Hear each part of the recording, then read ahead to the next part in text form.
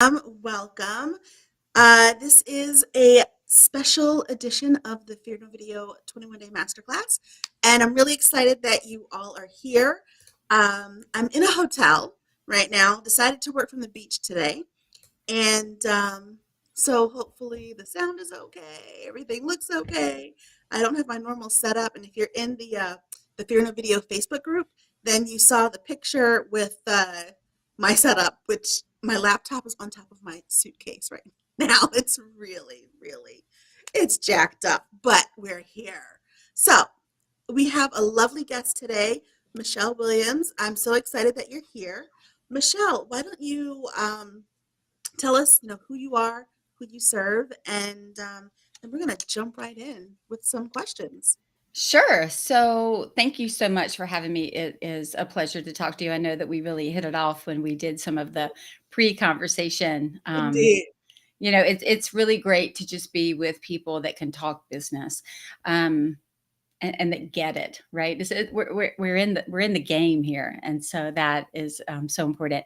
So my name is Michelle Williams. I'm the owner of Scarlet Thread Consulting and Matrique Solutions. I own two companies, and I started my career in software development and did that for 10 years for Dun& Bradstreet Software, building financial applications. And then I left to come home and raise my family and have a different work life pace. And so I started an interior design firm because who doesn't just jump in and do other things? And I did that for a few years. I bought and sold a school and did education around interior design and custom window treatments. And that thing published a magazine for 4 years. Long story short, I got burned out a second time. And so I sold all of those companies back in 2012 and started a coaching and consulting firm in 2013. Started a podcast in 2018 and then launched a new software company in 2022. My brain goes 1,000 miles an hour, but I'll tell you, Jasmine, where my heart really is, honestly, is serving women. And I certainly will work with men as well, but my heart is to serve women and to help them fully understand what goes into owning and running a business. It's not enough to like what we do. It's not enough to go out on video and tell people what we do if the underpinnings behind the business aren't keeping it solid and holding it up, because at some point the house of cards will collapse. And so I focus a lot on money management, financial literacy, really understanding a strategic plan and a financial plan and how those intersect. Okay. It's so funny. When we talked before, I had a little bit of your background, but just with all the things that you've done, my gosh, I'm exhausted. Yeah, I feel exhausted just telling you that, like, what my 30 plus year career has been. Um, It's amazing though. Makes me I tired love it. too. I mean, it's like you have this brain for business. You have this brain to make things happen, and I love that you pivoted, you transitioned, and like, look, I'm tired of doing this. Let's move on to something else. Yeah. I think sometimes we forget how transferable our skills are. I know Mhm. you teach that when you're teaching people to kind of own their story and command the video in a such way to make it authentic. We have to be able to own our story, but also be able to use the pieces and parts of what created that story. And I think that's just something that I learned from a young age. I don't even think I knew back then, like Simon Sinek's why. Why are you doing what you do?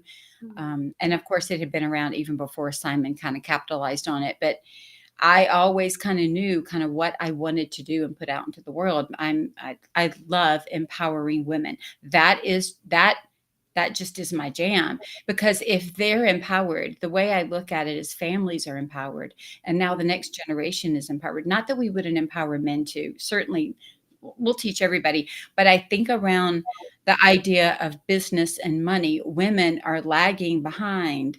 And those of us that maybe I am blessed to have a business degree, but a lot of women out there do not have a business degree, yet they're starting their own businesses and they're being required to show up and do business in the act of what they're doing. And they feel very ill prepared. And so I kind of see it as my job as saying, hey, you can do this and I can tell you how to get there. I love that. I love that. And and yes, while, working with men is important, I mean, let's be honest. When people, and by people we mean men, in business see a woman, it's something changes It with does. them. And they feel like they already have the power. Not bashing men at all, but Yeah, yeah, it's like, yeah. they feel like they have the power and we don't. And women, I think we have such a long history of kind of stepping back Right. that, we need to step into our power more. Absolutely. Have you been so I'm gonna segue this and tell you something. I've been watching Lessons in Chemistry. I think Mhm. it's on Prime, and it's Okay. about a woman who is a chemist, but she's not recognized as a chemist because it's 1940s and chemists Mhm. are men, right? So it's very much she's the one that's men are taking her ideas and then they're turning them in and getting credit for them, but they weren't paying her the same. They didn't recognize the work that she had done. They kept putting her in the pool for secretaries because she was female. Okay, the other day I read on Twitter, I'm a Twitter scroller, I'm not really a Twitter poster, Mhm. and I read on Twitter, and I'm gonna have to go back now and find the statement, but it said something along the lines that when a woman has a doctorate and a man has a doctorate and you're in a room and there is a man who is doing the introductions, that by and large they found in studies they always introduce the men coming up on stage as doctor blah blah blah, Mhm. but the women, it's a very small percentage that they give them that honorific of doctor. They diminish it and would say like Michelle, here's Michelle.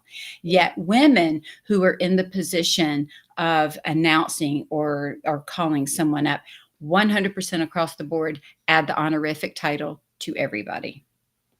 I love And I that states something to me, right? It's exactly what you're saying. And so stepping into our power isn't about diminishing the power of somebody else. It's simply about recognizing where we need to have power. And I think a lot of us have been told, and I'm going to say not necessarily individually, but we've been told as a gender or as a community that finances and money is a man's world and that's not a woman's world. And so even through some type of osmosis, we have chosen to believe that narrative or that story around money. That's why there's so much out there about women and money. And so sometimes we think, oh my gosh, I don't know what to do with that. Or we have bad family histories around it, or we don't want to talk about it because we feel inferior. Or what I see a lot of is women who are married to men who are in the financial world. And so the wife immediately feels diminished because she doesn't understand that world. And we don't have to know it all. We don't have to do it all, but we have to know enough to manage our business. Absolutely. And that is a great way to talk about why we're here with managing our business, our finances, and just business strategies, all the different things that we need. And so, one of the things, what I teach people how to be visible, how to show up Hmm. on camera. And once you're visible and you're making money, you need to know what to do with that money, what to do with your business, how to grow it, how to scale it. And so you talk about having your business on a solid ground. So what exactly do you mean by that? Yeah. So a couple of things. First, I know that if you're teaching us to go out and to sell and to share and to show up on video, if you look at that and you think I'm sure this is not a phrase you've never heard of before, imposter syndrome, because Mhm. it comes up every time. And I Yeah. will tell you, it probably comes up twice a day and three times on Sunday if you're telling somebody to get on video, because Oh, that's when we really feel like we're putting ourselves out there. And what causes imposter syndrome is because we have um, a missed ideal about what we're doing and what we own in the space. right? Mhm. Like sometimes we think that I'm an imposter because I've never done that, yet I've done 75 things that are very similar, but I've not done that exact thing. Here's another one. Men will say that they have done something even if they haven't done it, if they've done things similar. Yeah. Women, by and large, won't say that we've done it until we've done it with perfection 12 times. Like Mhm. it's just a difference. Okay, so when you think about that and you think about imposter syndrome, when I talk about building a business with a solid foundation, I'm talking about knowing who you are, what your strengths are, what your weaknesses are, your mission, your vision, your values. When we have that, and then we start building systems and teams and processes that align with that, we start working with intentionality. Now we've got something. There is nothing worse than watching a marketing platform or a video where the owner seems schizophrenic because they're talking about different things. And you're like, what is it that you're doing? What are you selling? Why should I work with you? None of those things together are going to build a strong, firm business and bring the money in so that we can be paid the way we want to get paid. So the payment, right? The P&L that we have, that profit and loss statement that tells us how the business is doing, the balance sheet that tells us how the business is doing, the bank accounts, those are funded by the choices that we make. So if I were to look at those, I can say, well, this is a snapshot of where you are. These are the choices that you made to get there. And if we want a good financial outcome, it's got to start all the way with a strong foundation. Yeah. Absolutely. And I love that you are talking about imposter syndrome because, like you said, it comes up time and time again when people are trying to get on camera so they can show off their products, introduce themselves to the world. And, guys, they will just come up, belly hanging out, mustard on their chin. They'll just go for it. They'll just do it. And then we go and we have to make sure everything is perfect and we do and do and do and again, I love that you talked about the we have to do it a billion times perfectly Right. before we say that we know how to do it. I mean, Right. hiring people, it's that when I hire people, like, well, I don't have this exact skill set that you're looking for, but you've done 15 things that are similar. Right. And probably 3 sometimes there were even more than what I'm Yeah, asking you to do. yeah. It's so important. I think there's a great book called The Gap and the Gain. I don't know if Mhm. you're familiar with that book, Yeah, I but haven't in the read it book, yet, but it's on my list. okay, good. It's worth it. I gave it to all of my clients back in September. But it talks about the difference in the gap and the gain. The gain is where you are compared to where you started. Mhm. The gap is where you are compared to an ideal of where you should be. And so what happens is when we set goals, if we are just looking at ideals instead of hard, fast goals, we're never going to meet the ideal. We're never going to reach it because we're always adding more and more and more. So therefore, we always think we're behind, behind, behind. Mhm. And so really getting clearly focused on who are we? What are we doing? How are we going to get there? What are the steps to get us there, those smart goals, whether it's Mhm. here's the smart goals to get me on camera, or here's the smart goals to get me paid, or here's the smart goals to hire my next team member, whatever those are, truly managing to the goal and to the task, but always kind of holding the but look how far I've come, because that's what gives us that power to move forward and to feel confidence in that. Yeah, confidence is so key. And if you don't have it, just pretend. Just Yeah, yeah, I say practice till you make it, yeah, and it's not really about faking because in the right. faking world, we don't feel good, but Don't practice till you make it because practice Mhm. always makes better. Absolutely. And so one of the things that as we're, being more visible, we're managing our businesses, we're managing our finances. I would love to talk about some of the ways that, I mean, you mentioned your podcast and speaking engagements, and those are such great ways to put yourself out there. Yeah, And so, can we just talk a little bit about putting yourself on these stages yeah. and working, especially if you have that imposter syndrome, and should you wait until you've built this solid foundation, or do you just plow through? All right, so I'm going to go back to solid foundation. And I say that because of this. I have been on the wrong stages before. And my guess is, Jasmine, if you've spoken and you've done these things for years, you've been on some wrong stages too. And Mhm. by wrong stage, what I mean is sometimes you are invited to speak or be on podcast or to show up or to have people show up with you, that is not in alignment with how you want your business represented and where you want to go. And so before we talk about imposter syndrome, I want to talk about how to make sure you're showing up on the right stage. And so part of that is going, number one, going all the way back to what is your mission, vision, values. And I always think about, even when I thought about participating with you and you were thinking about inviting me to participate as well, like we're both kind of interviewing to see, is Mhm. this going to work, which is good and right to do. I'm thinking to myself, am I going to have an opportunity to be known for the thing I want to be known for? Or is the conversation going to go in such a direction that it's moving me kind of off the trajectory of where I'm trying to go? So if I know that I'm trying to go here, I want the majority of my conversations to lead me to that. That's the first thing. Because if that's the case, I should be able to manage my return on that investment. Like, did I get clients from there? I just got back from doing four speaking engagements over the last couple of months where I traveled. I've been to Cincinnati, I went to Florida, and New Jersey. And in all of those trips where I was speaking and talking and sharing, I had to stop and come back and say, what was the feedback from that?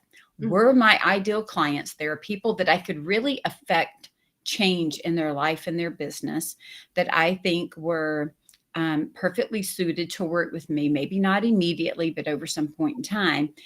And was the message that I was sharing relevant to them in this moment? That's like the Yeah. way that my brain's working. Well, there was one of the locations that I spoke to, the people ate up my message. I mean, with a spoon. They were happy Nice. to get it. The challenge is none of them could slash would choose to afford my services Mm. because they saw what I had to offer, as being outside of what they thought they needed. Even though I know that I've got low entry offers that could have helped them, they have a block because of the way they see their own business. And so next year, I've been invited to speak again. I'm having to really consider what that looks like. All right. Flip side of that, spoke to another group, and I thought when I walked into the room, I came in a little bit late because of some travel, and I came into the room and I came into the back of the room and I thought, oh my gosh, I have to speak tomorrow. And what are they going to think about me? Like, I started all that imposter syndrome spinning in my head. And I just thought, I might be in the wrong room. I might not be in the right room. And I've got to speak tomorrow. I'm going to have to gear up. Well, after we got through a portion of the day where I got to just like observe and hear, and we had breaks, I started to realize I wasn't in the wrong room at all, and it was going to be totally fine. By the next morning, I got up and did my presentation, and just I did what you said. I knew what I had to talk about. I knew what I was focused on doing, and I plowed through, and I even fell completely flat on my butt while I was speaking No. on the floor. Oh my Yes. gosh. Foot got caught up in the lavalier Oh my string. It wasn't a wireless, and so the wire got caught on my foot when I sat in the chair to do something on the computer and stand up. My foot got caught. I oh my just went down on the floor. And so two or three men, because it was a diverse crowd, two or three men come running over to me and they helped me out of the floor. And I thought, now what am I going to do? So I threw my arms up like gymnasts do, and I yelled 10 and put my arms back down, and I kept talking. I thought, I don't even know what else to do other than to laugh about it and to just keep talking. I was still mic'd up. I was praising the Lord. I was in pants and not a dress because that would have been really, really bad. But no, you do. You know what you know. You stand in your confidence and Mhm. you plow through. I'm gonna share one more thing, and then I'm gonna let you chime in here. I Yeah. remember to get up on stage one time, and I love to get up and speak. I'm a talker, you can tell. I love to get up on stage.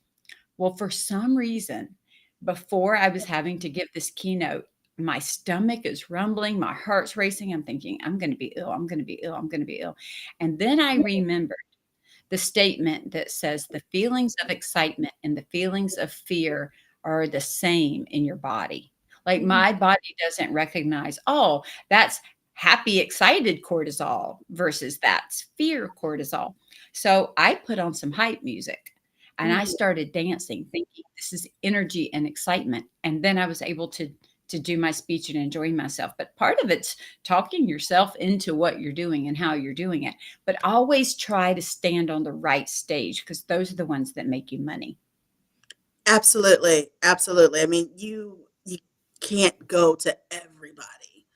And you talked about the ROI, and so let's talk a little bit about that too, because it is so key. And like you said, you go on the wrong stage and you don't make any money. You're not making any connections at all, and you've wasted your time, which Yeah. is just as important, if not more so, than the cash.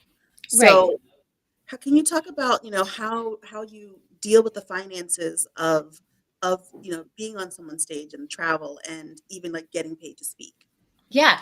So, from my experience, and I certainly haven't had all the experience in the world, but from my experience, sometimes I'm paid to come in and speak.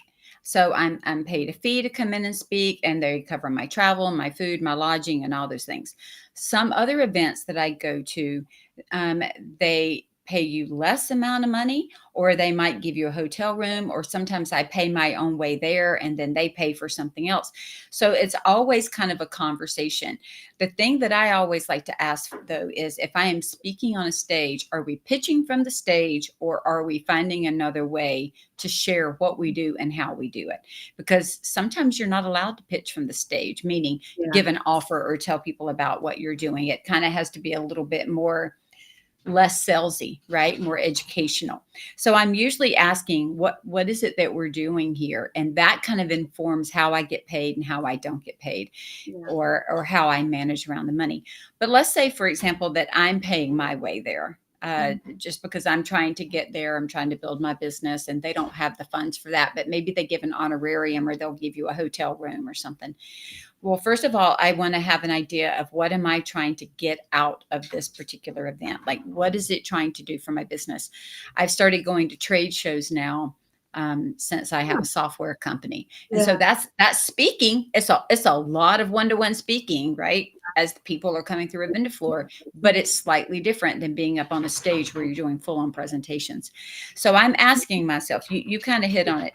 Am I trying to make a sell in the moment? Mhm. Or am I trying to make connections to kind of nurture for a longer outcome? Am I trying to build relationships with other vendors? So, one of the ones that I just went to, believe it or not, a week ago, I sat down with my team member, my director of communications and organization, and I took her with me. And I said, all right, what is our goal? We want at the outcome to have like one person who buys this program, two people that buy this program, three people that buy this program. I'd like to meet with two vendors and make a connection, some type of way that we can collaborate. And I'd like to have X number of people to show up on my list. So at least saying it and writing it down, it gave us a focus for why we were there and who we were talking to and how we gathered information and what we did. So now I come home and my first thing is to email every one of those people. And I Mhm. actually emailed them individually with a direct email, not through my automation campaign. Hey, Jasmine, so awesome to meet you last week. I love when we connected here and when you talked about this, because I'm making notes on their card and on my phone and everywhere else. Here's a podcast that I did that talked about that. Here's a blog post that I wrote that talked about that. If I can help you in any other way, I'm here to serve you. Please let me know. And I've already had like call after call after call. Now it's on me to close the deal. Yeah. What I needed was the connection for them to see that I was a right fit to solve their problem. And so I think the way to make money at speaking is know certainly when I talk about the content, know the content, but know what you're expecting that person to do who hears you. Just like when they go to your website, we're told through StoryBrand where to tell them to go. And do you want their eyes to go to the left or to the right? They should always look at your website and know the next thing to do. We want to give them the next thing to do when we're in a speaking environment as well. And then looking at the return on that investment. Is it short term, medium term, long term? Is it building communications and relationships? Or are we trying to actually close a sale? Yeah, and I think that's very important to figure out before you even start. Yes. And so for some of you guys watching, you may be thinking, but I'm not ready to speak on a stage yet. I can't even turn my video camera on. And that's okay, because you have something to aspire to. Everything is a step, and every single step builds your business, and everything is going to move you forward. And so just stay in the step that you're in right now. That's completely fine. But just know that you have other things that can come forward, and they'll just launch you. And I mean, I love speaking on stages, because you get to meet the audience, and it's so much different than a live stream like this. You can actually feed off their energy, and they get to know you a little bit more too. So I think that's amazing. I do want to ask you though, like, sometimes I'll find people who want you to be on their podcast or want you to be on their stage, but they want you to pay them to be. Like, what's your take on Yeah. Well, I run my own podcast here, that? and I'm not asking people to pay. I don't like that. I'm not a big fan of pay to play, unless you're saying this podcast is an infomercial paid for by Michelle. Yeah. Do you know what I'm saying? Like, there are some of those. I really appreciate more of the organic conversations. And so I don't charge people to be on my podcast. I do try to make sure that the content is educational, and Yeah. then I'll let them tell at the end, like, how do you get in contact with them? And I put all their information in the show notes. It's free marketing for them. Sponsors are sponsors, and speakers are speakers. I do know I have some other friends in the business who charge. I mean, I've got a friend who charges $10,000 to be on her podcast, and people pay it. But I think what happens is the listeners know when that's happened, and they recognize that this is from a different place than a place of just direct, you're on here, and this isn't just a straight sales pitch. So I have a couple that want to pay, but I don't charge, and I don't pay. Yeah. I mean, everybody has to make their own decision there, right? So but for me, like, I do have one that I'm looking at going on. We talked about going on, and she now sent me a note and said the new way that they're doing things is they're charging a $300 booking fee to pay for all this extra stuff. If it's $100, $150, like, for me, I can see that, because there is an exorbitant amount of work and time and money that goes into podcast. I was thinking the other day how much I pay for the marketing of my podcast and the work in my podcast. And so I can understand a couple of $100 as a booking fee, but when you're getting into thousands and hundreds of thousands of dollars, like, I think that there are better ways. The other thing, if you don't mind, Jasmine, you made a comment about those that are listening that might not be ready to get up on that big stage. And I totally get that. I was not that girl. I was the one in student council in high school who's like, I'll run just so I can get the speech. Like, let me do that. You don't want to give your speech? I'll do it for you. Let me do that. But I want to suggest, don't underestimate the one-to-one conversations that you can have that allow you to practice your speech, or your, elevator pitch, or just sharing from your heart, however you want to do it, in those one-to-one networking meetings, or in the random at the grocery store. Hey girl, what are you doing now? Oh, let me tell you. Yeah. Don't miss those opportunities, because those opportunities, they build upon each other to do exactly what you said earlier, Jasmine, to build that confidence. We then can parlay that into the next bigger thing and the next bigger thing. I know when we had people that when I owned a school and we were working at conferences, and we had people that wanted to speak at our conferences, which was a national conference, we first said, show us where you're speaking at the state conference. Show us where you're speaking at the local conference. So we wanted to know that they had kind of built up their speaking ability by starting slowly and working one-to-one, then working in their local groups, then working in their state groups before they got onto a national stage. And so I don't want us to miss the importance of the one-to-one, because when you get up on those big stages and you got 1,000 or multiple thousands of people, you're actually telling yourself in your brain, I'm talking to one person, I'm talking to one person. So it's really about one-to-one, no matter how big the stage and how many people are on the other side. Absolutely. Well, Michelle, we are just about out of time. So is there any parting wisdom that you want to share with the audience? The last thing that I would say is, understand how financials work in your business. Understand the intersection of financials and a strategic plan, financials and a marketing plan, financials and a speaking plan, because there is a dollar amount associated with every single thing we do in our company. And I have seen really great women with a lot of ability lose their businesses and lose their companies because they didn't watch the numbers and the cash flow and the finances that allowed them to do what they were so brilliant at. Mm-hmm. And so if we're going to build and hone these skills, to come up with an offer and to share it with the world and to teach and to serve, we need to make sure that we are keeping our businesses sustainable so that we can do it over and over and over. So I don't want us to miss that piece, because it's integral to future success. It is. Thank you for that. How can people find you? How can they work with you? Yeah, you can find me in a couple of places. You can find my coaching and consulting company. You can find at scarletthreadconsulting.com. If you're looking for my financial software, you can find that at metriquesolutions.com, METRIQUE, financial software to help you out.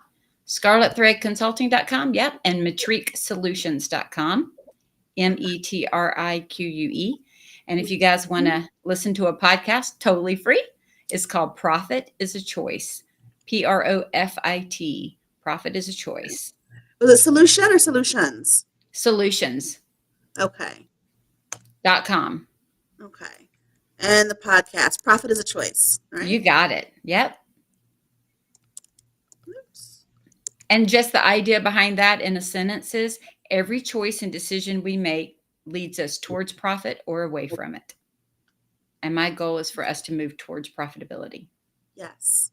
Yes, that is a great goal, Michelle. Let us all move toward profitability. I like it. Michelle Williams, thank you so much for being with us today, being part of this and sharing all of your knowledge, all of your wisdom. And I really, really appreciate you. And if you guys make sure, if you have any questions, you can pop them in this chat. If you are in the Facebook group, the Fear No Video Facebook group, you will be able to watch this again whenever you want. And you can, you'll have a link to Michelle's free gift that she has for you. And so that's for the folks who are in the Facebook group. So if you're watching this on YouTube or X, then you need to go to Fear No Video, the Fear No Video private group, which is on Facebook. And I'm excited. So Michelle Williams, thank you so much for being here with us. And we'll see you guys next week. Have a good one. Thank you. Bye-bye.